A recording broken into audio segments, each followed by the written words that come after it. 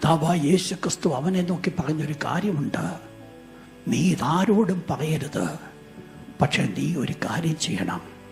നീ നേരെ പുരോഹിതൻ്റെ അടുക്കൽ ചെന്ന് നിനക്കെന്ത് സംഭവിച്ചു എന്നുള്ളത് അവർക്ക് സാക്ഷ്യത്തിനായിട്ട് കാണിക്കണം. ഞാൻ ചിന്തിച്ചു, എന്താ കർത്താവായ യേശു പറഞ്ഞത്? പുരോഹിതൻ്റെ അടുക്കൽ അവൻ ചെല്ലാൻ പറഞ്ഞൊരു കാര്യമെന്ന, ഒരു പക്ഷേ ഇതേ പുരോഹിതനായിരിക്കും അവനെ ടെസ്റ്റ് ചെയ്ത് അവൻ കുഷ്ഠരോഗിയെന്ന് കണ്ടുപിടിച്ച് സമൂഹത്തിന് വെളിയിൽ നിർത്തിയത്.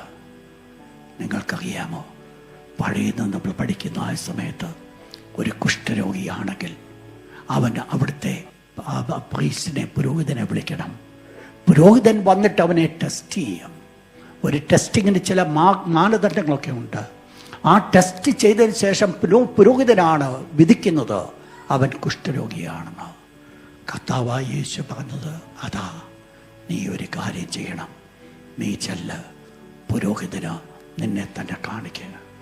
ഞാനിപ്പോൾ ചിന്തിച്ചു, അവൻ കർത്താവിനോട് മനസ്സ് ഉണ്ടെങ്കിൽ എന്നെ സൗഖ്യമാക്കുവാൻ പറഞ്ഞതിൻ്റെ കാരണം എന്നാണെന്നറിയാമോ? നിങ്ങൾക്കറിയാം, പഴയ നിയമത്തിൽ കുഷ്ഠരോഗമെന്ന് പറയുന്നത് is the result of sin. പാപത്തിന് താരിക്കുന്ന ഫലമാണ് കുഷ്ഠരോഗം.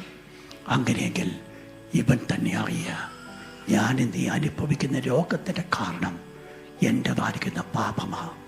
ഞാൻ പാപം ചെയ്തതാണ് ഈ ഒരവസ്ഥ കാരണമായത്. അവിടെ അവന് വേണ്ടത് ഒറ്റ കാര്യമാണ്, ലോർഡ് ഇഫ് യു വിൽ. നിനക്ക് മനസ്സുണ്ടെങ്കിൽ, കർത്താവിൻ്റെ ശക്തിയിലല്ല അവന് സംശയമുള്ളത്.